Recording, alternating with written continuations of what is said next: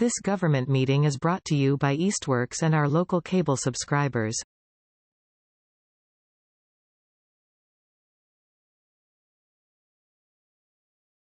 Welcome to the EDIC meeting of September 19th, 2023. It's nice to see you all. We haven't talked all together since June. So, has everyone had a chance to review June's meeting minutes? Yes. Great. Do we have any suggestion to approve these minutes? I move to approve the minutes of our June meeting. Okay, any second?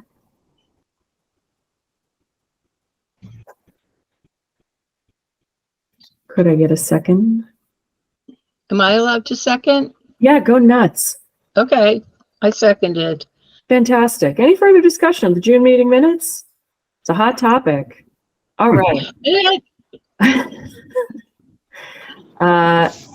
Dave, I'll need you to either come on and nod or raise your hand or something. I'm raising my hand and nodding and saying yes. Excellent. All in favor, holler aye. Thank you very much. Chris, were you not at those? Yeah. Correct. All right.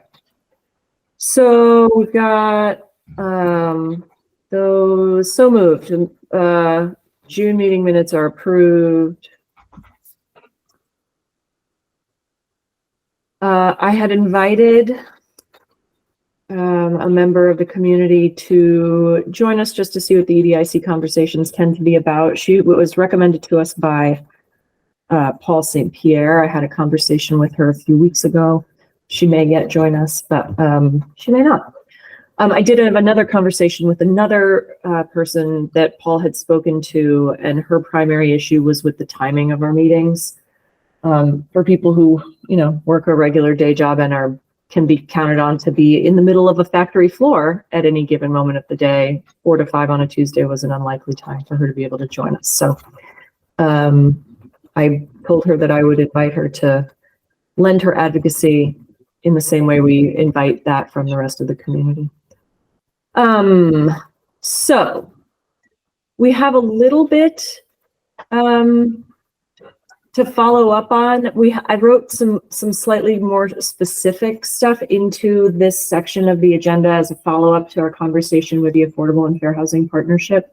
I've had a couple conversations with Chaim Jamrog McQuaid and the few other members of the Easthampton Housing Coalition. Chaim is also on the Affordable and Fair Housing Partnership. But that is not the same as following up with Jana to find out how they have progressed on deciding their priorities for the year. So I will be doing that. My understanding is that they're still refining them, but once they have a greater sense of that, so much the better, and we can talk with them again. In the meantime, there is a proposal in the works for 385 Main Street in Easthampton, which is out on College Highway. The community builders plus the Kestrel Land Trust are working together to create an environmental preservation plus affordable housing development in that large plot of land there, which is a really interesting venture. You can learn more about it. I could probably have put links on the agenda, but that's overachievement even for me. So I can send you follow-up resources about that. That's not, to my knowledge, that's not yet a big conversation at the city level. That is something that they have had conversations with the Affordable and Fair Housing Partnership and a couple of other committees just to get some early input in the first place. And then it will be a more formal process soon. I do believe that zoning revisions related to the zoning ordinance that says you can build single family homes by right, but multifamily homes by permitting process might be one of the foci that the Affordable and Fair Housing Partnership come up with this year. Does anyone have any follow-up that you want to bring to this group related to housing or the conversation that we had with Jana and the crew back in June? David Kutcher. So this is a concern, is what's going to stop this early on from becoming the Tasty Top situation of environmentalists, developers, etc., and going back and forth endlessly and beating themselves up. Like, is there a way to get ahead of that? I think because it is already a partnership between an organization known for working really inside communities to figure out what the communities themselves want to do, and they're in coordination with Kestrel Land Trust, which is, pro environmental conservation. There is something special about it in the first place. They're doing a lot of early legwork as it is. How can you stop things from turning into Tasty Top? I have no idea. I don't have other thoughts about that. Tom Brown. Yeah, I think the answer, Dave, is you can't. And unfortunately, our planning board, and I'm saying this with all due respect because I wouldn't want to sit where they sit, the planning board will allow public hearings and people to speak until they run out of oxygen. The first public hearing for the Tasty Top project, you may recall, was in December. That would have been in 22. The next one is, in fact, tonight. And I've asked, as an aside of different people, have you heard anything different than what you've heard from the public from the first meeting? And the answer is no. We're hearing the same thing over and over again. It's either not in my backyard, protect the animals, whatever. So, frankly, I wish the planning board could simply say, okay, we've heard over 3 meetings, we've heard all we're going to hear. We're going to shut off the public meetings. Now we're going to continue to accept data from the experts, traffic engineers, architects, what have you. And at the end of that, we'll make a decision using that data. The quick answer is no, there's no way to stop it. I think, Gwen, I didn't realize, Gwen, that I knew about the 385 Main Street project. I didn't realize they were dealing with Kestrel Trust, which is a great move on their part. Maybe, Dave, that cuts some of this off. But there's more environmental groups in Easthampton that have come forward with the Tasty Top project than just Kestrel Trust. So I don't know if they're speaking in one voice or not. There'll be issues with neighbors. Not in my backyard. There are going to be issues with traffic. All the same issues are going to rear their ugly head, unfortunately.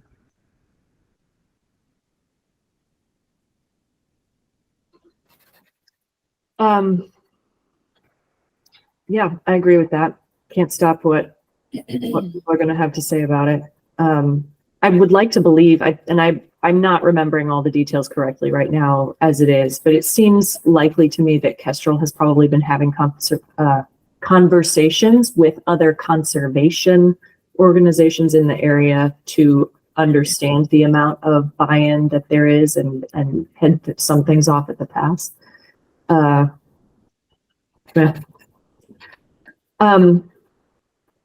Any thoughts on revisions to zoning about single family versus multifamily by right? Is that something that you would be interested as a group in coordinating with the Affordable and Fair Housing Partnership on?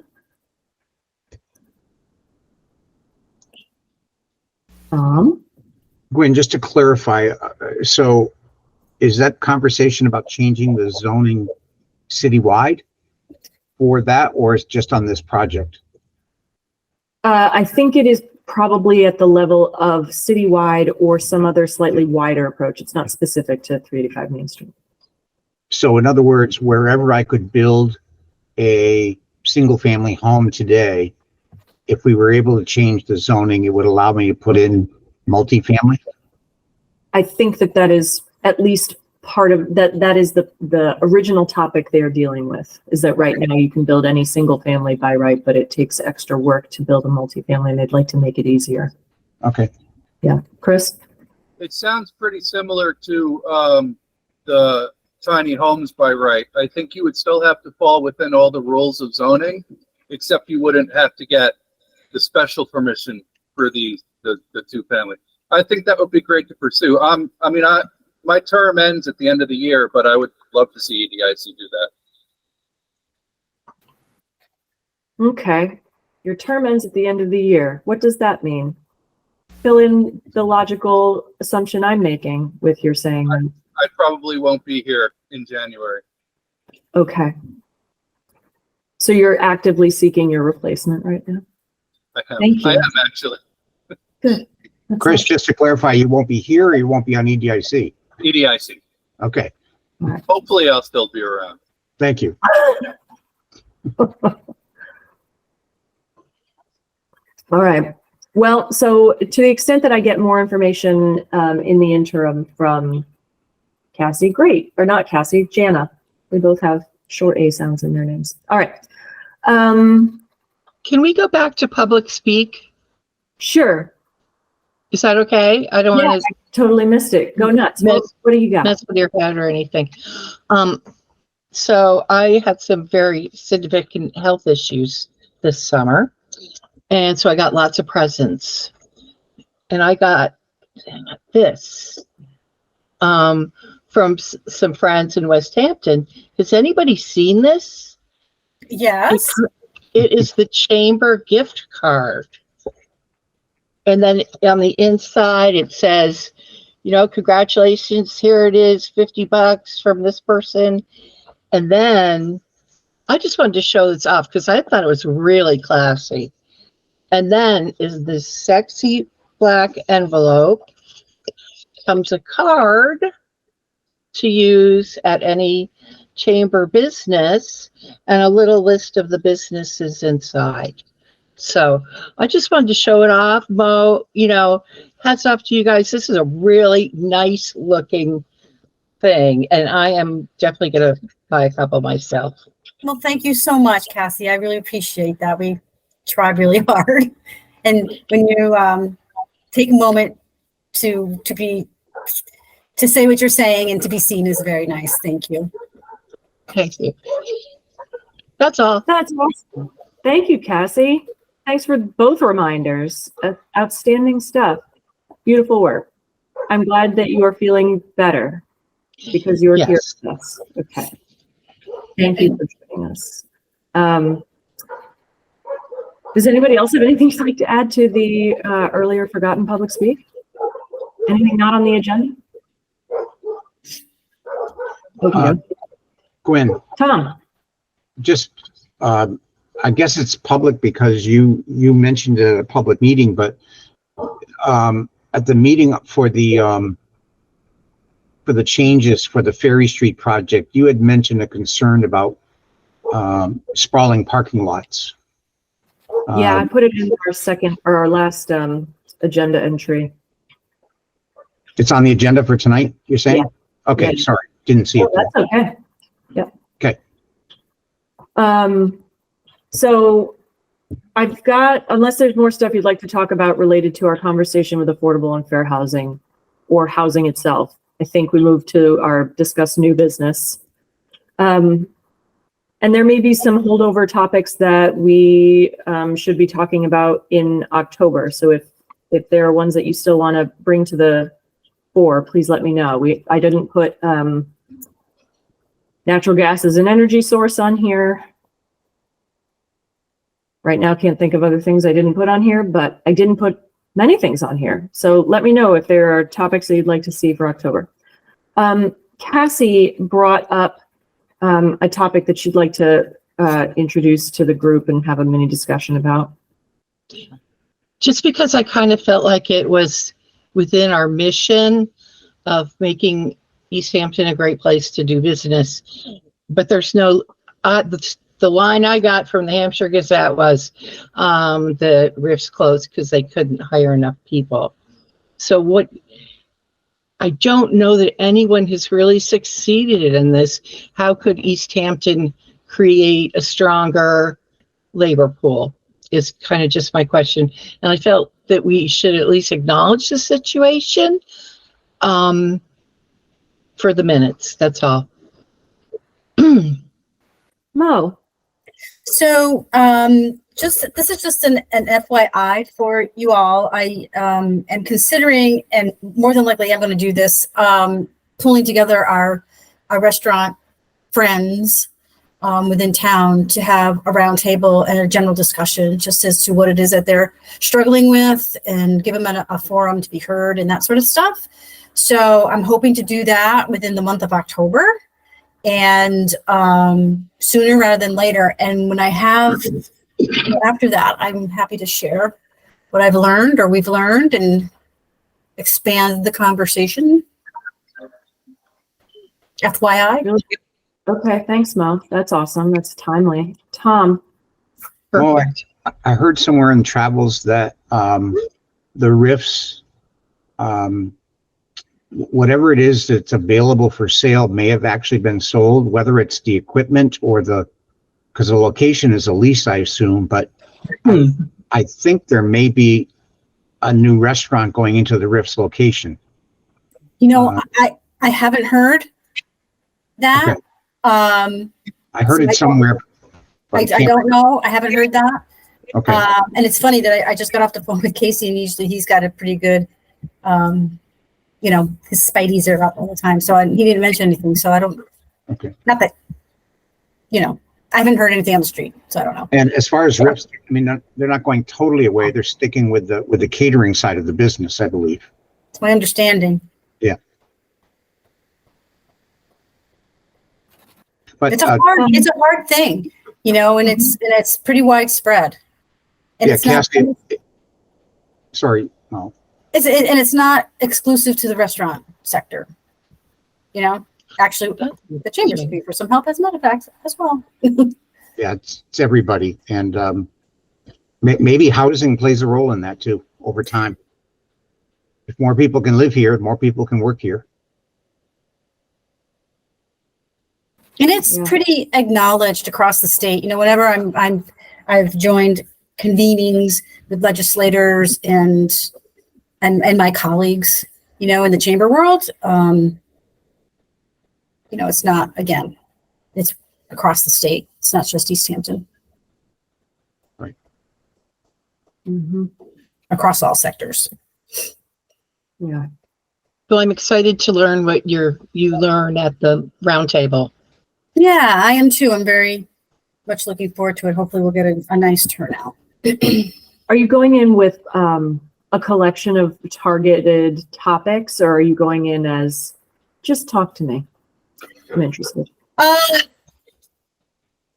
Probably a little bit of both. It's really, I'm really just wanting to see if I can get, folks together to have, just to hear them, we've done, we called them listening lunches or listening roundtables or whatever. And it's really been, all of them have been really productive and really informative and enlightening. So it's really an opportunity for us to not be doing the chattering and doing the listening, which is sometimes can be a hard thing.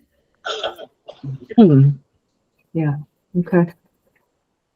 Yeah, awesome. I'm looking forward to learning what you learn about that, because that's a big deal. What other you do those things semi-regularly, it sounds, for other industries. We have. And it's not, since COVID, it's not as regular. And, my resources are spread pretty thin at the moment, but, trying. It's a good thing to have that on a regular basis. And it's a good thing to explore multiple sectors, not just the same sectors over and over. Right. Yeah. Great. Okay. Thanks. And I'm happy to share that whenever we have them, what we've learned. Would love that.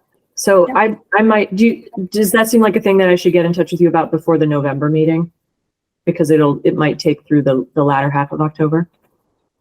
Because I'll just poke you and say, hey, we're going to put this on an agenda. Sure. Yeah. Okay. Remind me. Yeah. Yeah. Hold me to it. Now I have to make it happen.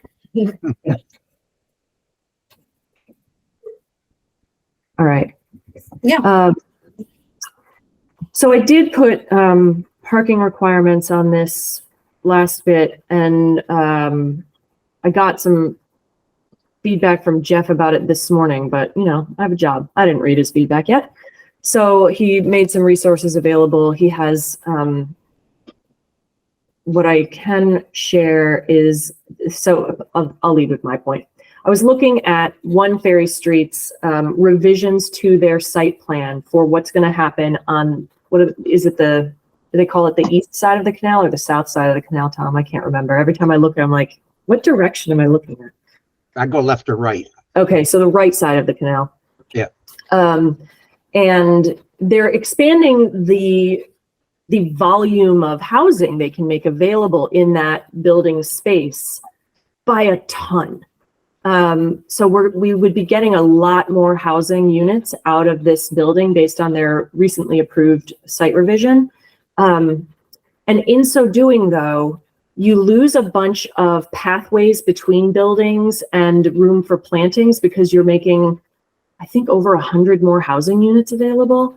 So there's a lot of blacktop for parking. It's surrounding all the buildings. Already when you drive into the existing redone buildings, it's just a sea of blacktop. And, that's pretty normal for all of us who are alive right now. Just blacktop everywhere, parking everywhere, fine. And also, I've been thinking a lot about the rainwater management little walk I did around New City earlier this year with some members of the planning department and some advisors from a local group, and thinking about the flooding this year and rainwater management in general in our properties, and thinking about how impermeable, impervious, blacktop, concrete roadway surfaces don't make any of that easier. They make it harder for rainwater to go somewhere. And rain isn't going to get any less. It's not going to get any less intense up here. What we know about how the climate is changing is that storms will become, rain itself might become less frequent, but more intense. So we might still have quite a lot of it, but it's going to come in buckets. And so I'm thoughtful about that because right now, most of Easthampton is pretty insulated from the effects of that flooding so far, and that's great. And also, what can we do to align ourselves with the climate action initiative that the mayor's got going on? What can we do just because it's the right thing to do in the long run, not to drown? So that's my primary thinking for putting it on here.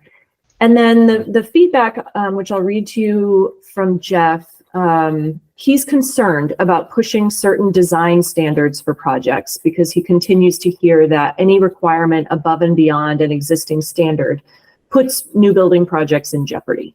So to the extent that we're having this conversation, he'd like to urge us to put it in the context of our climate action plan, which is our current effort to help identify actions we can take to reduce the carbon footprint and other impacts, and prioritizes efforts the most likely to make a positive impact. And we're not sure where parking falls in that yet. I have some ideas, but he's right. We probably don't know where parking falls in that yet. So he did say, looking at the link that he sent me, which I will forward to you all, could send us into an abyss because it looks like it's big. So he would recommend that we look at existing design standards, which currently only apply to us, smart growth. So that's an R40 overlay zone. He's heard that those standards are hard for most projects to meet, and so they're discouraging applicants from using that option in the zoning ordinance. And also, lots of things are hard, and you have to start somewhere. So it seemed worthwhile to bring it up. So Tom, what's your earliest contribution to this thinking?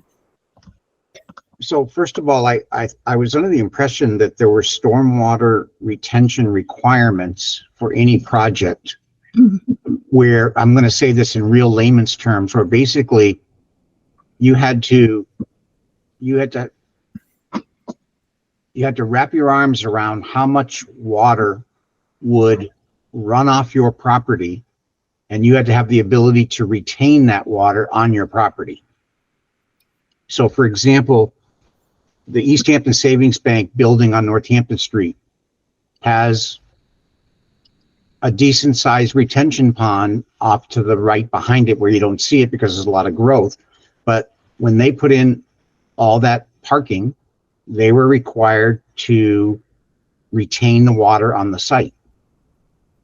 One other example comes to mind, that Our Lady of the Valley Church in Easthampton is in the process of expanding the cemetery on Everett Street to 7 acres of land that is adjacent to it.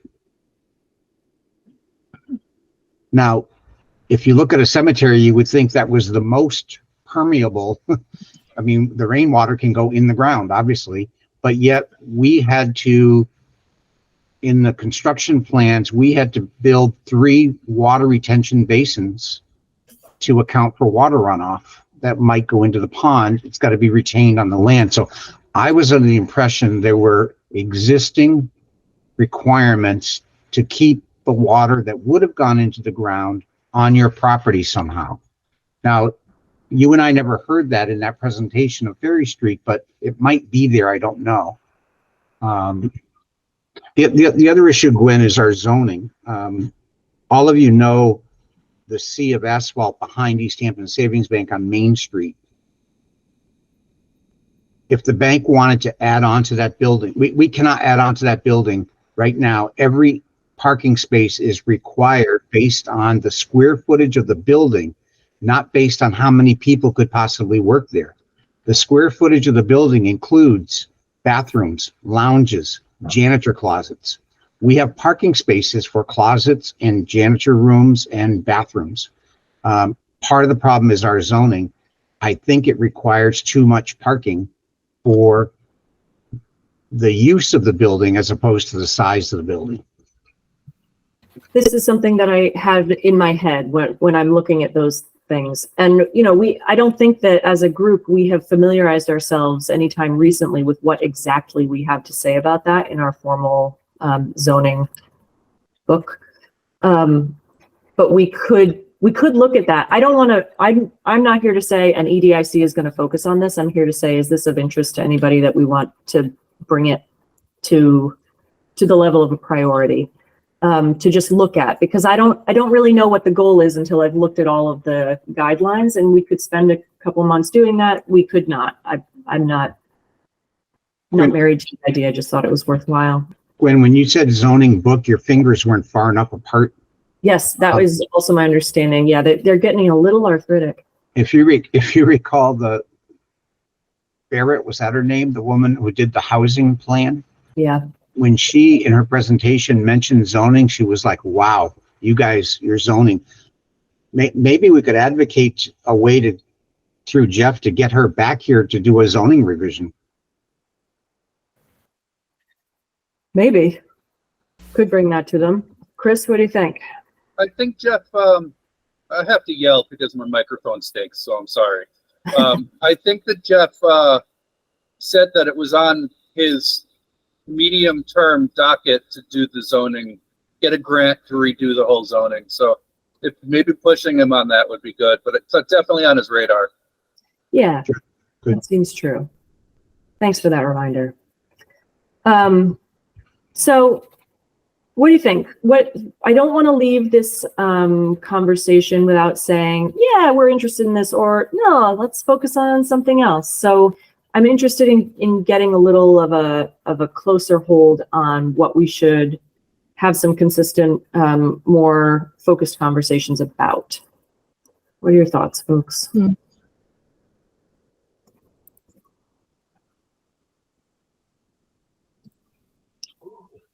David.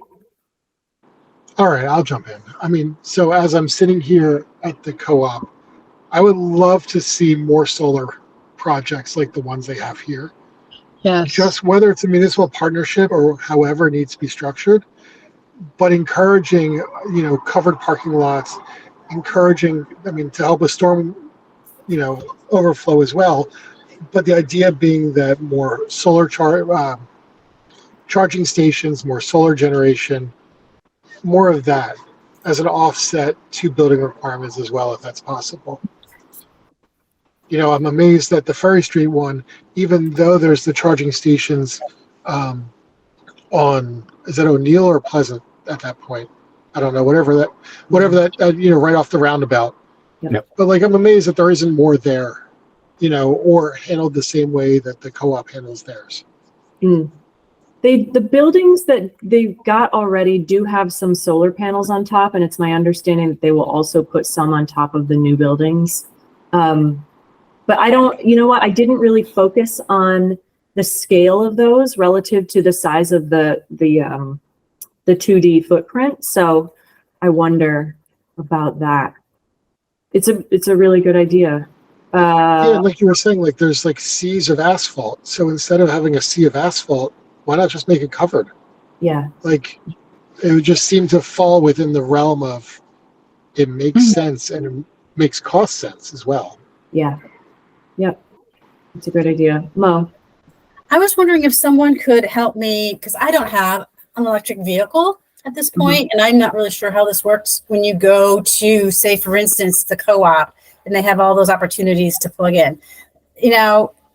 Are they offering that energy at a discounted rate, or is that like you put your credit card in and then it goes, or like how does that work? I have no idea. Okay, so I'm currently plugged in, so I can explain it to you because I just got a electric car and I've been having fun with it.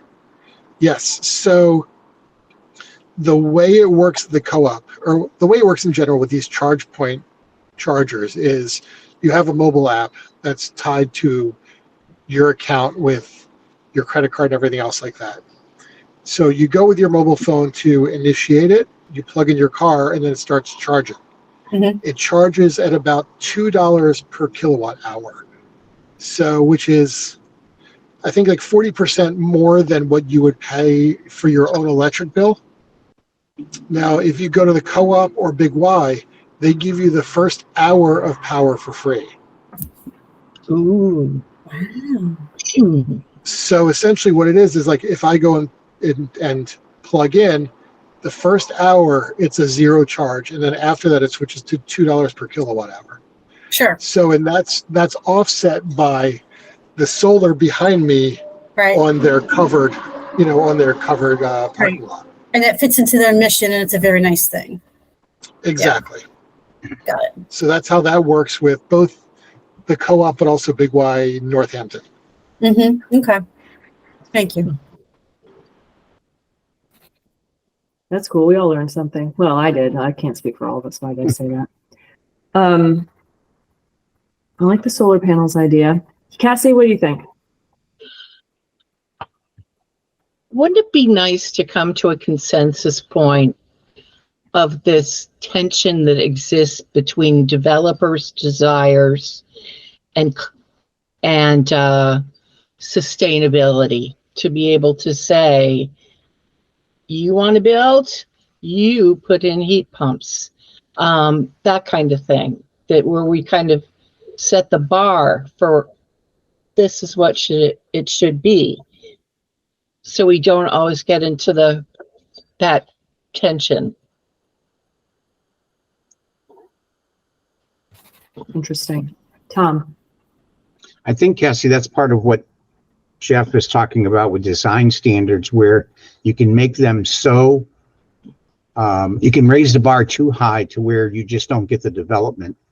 So I'll give you one example on the Tasty Top project. He has the apartments, the gymnastics, the childcare, and a couple of pad sites. And the big argument now is over where the entrance is going to be located. And the folks across the street are saying, well, just eliminate a pad site and it'll work. Well, what people don't always understand is the revenue from that pad site is factored into his whole financial plan. And if he doesn't put that pad site there and get a business on it paying him rent, potentially financially, the whole thing doesn't work.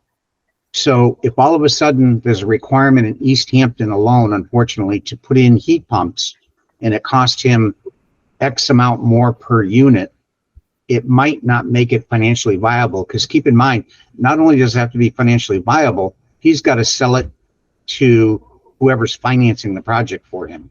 So it's got to be, all that stuff has to line up. I'm sorry, I take a pretty hard line on this. I have to say that at this point in the universe's development, that we have to stop looking at things monetarily and thinking of it for, this will be good for my kids. That was the tension I was describing, or trying to.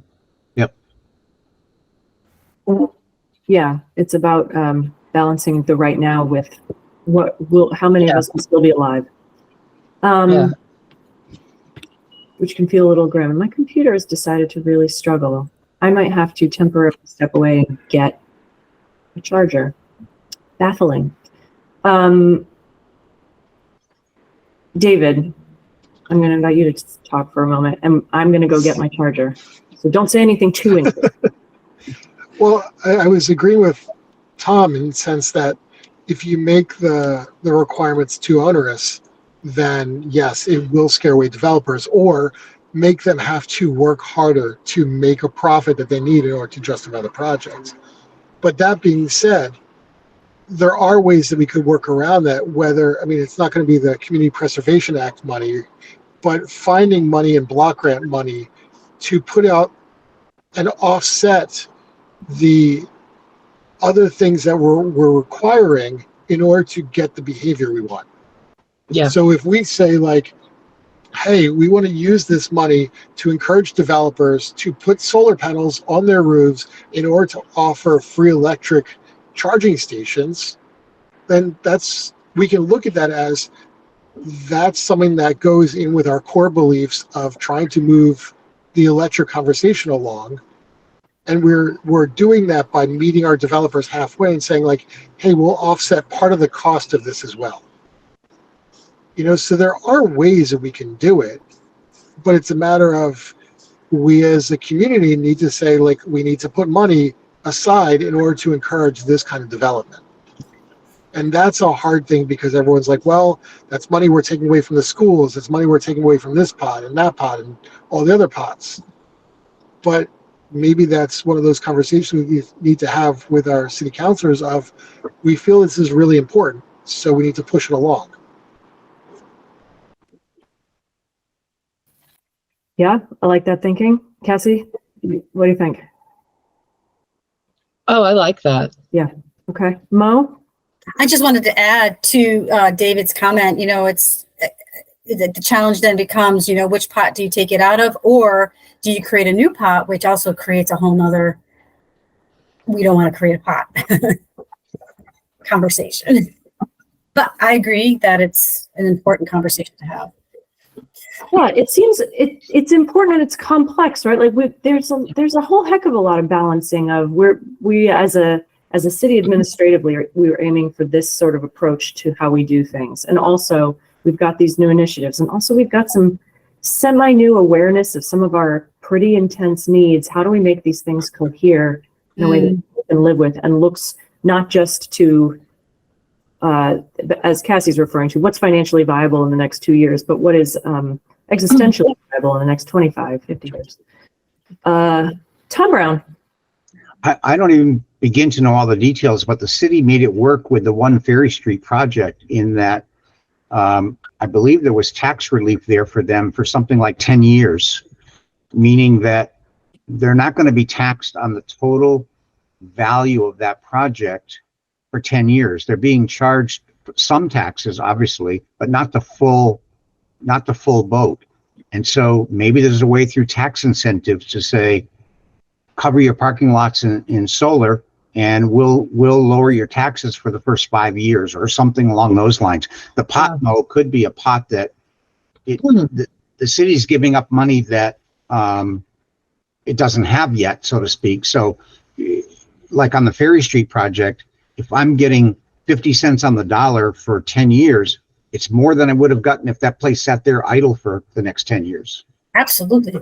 So you're basically giving up some of the revenue that you wouldn't have had anyway in this. So maybe to Cassie's point about heat pumps or Dave's about solar, maybe there's a way to work incentives around that as a municipality rather than always looking at state or federal for grant money or whatever. Cool.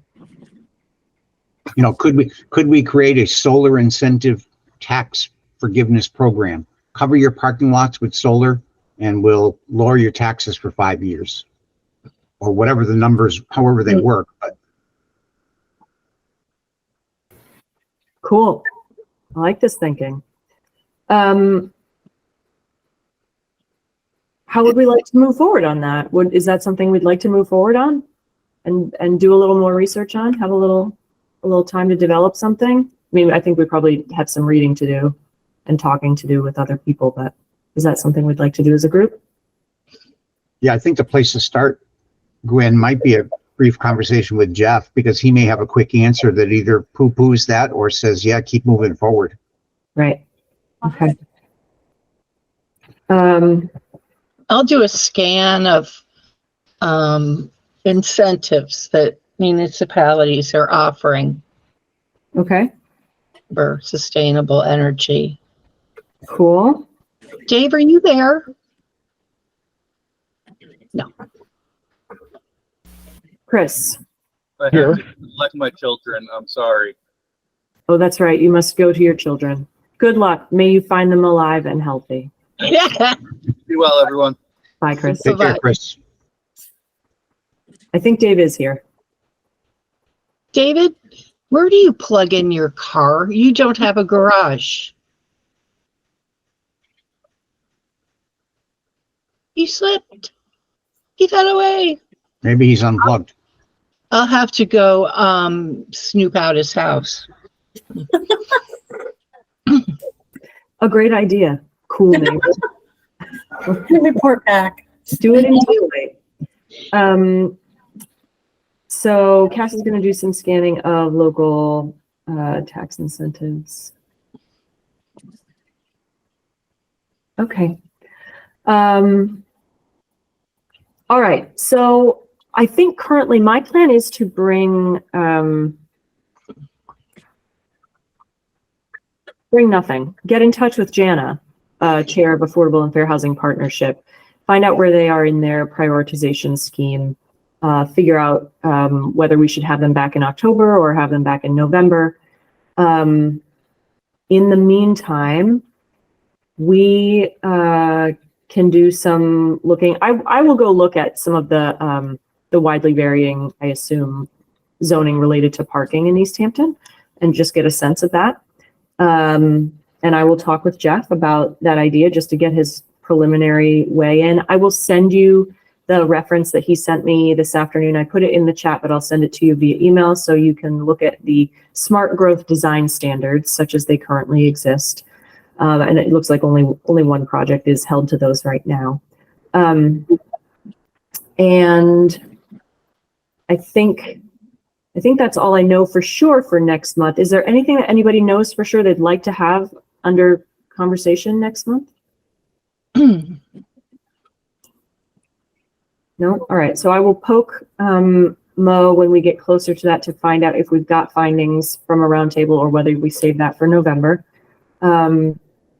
And everybody should get themselves a chamber gift card. And everyone and love. You can send them all to me. Oh, everyone buy Cassie a gift card. Yes, exactly. I'm working for that whole cow at Corsello's. You can get them online on our website. Oh no, I was kidding. I don't have enough money to buy a whole cow at Corsello's. No. We don't have whole cows. We have gift cards on our website. Right. That would be hard to ship a whole cow. Yeah. Don't think he would like it. No. All right. So I think, is there any more to say about our new business section, or shall we? It looks like I have this feeling we're closing early today. That works. Okay. Yeah. All right. So anybody like to suggest we close this meeting besides me? I motion to close out our meeting to adjourn. Fantastic. Second. Tom Rose. Close the meeting. Any further discussion? No. Okay. All in favor, holler aye. We're going to adjourn. Fantastic. Thank you. Great to see you. I'll see you in October. This government meeting is brought to you by Eastworks and our local cable subscribers.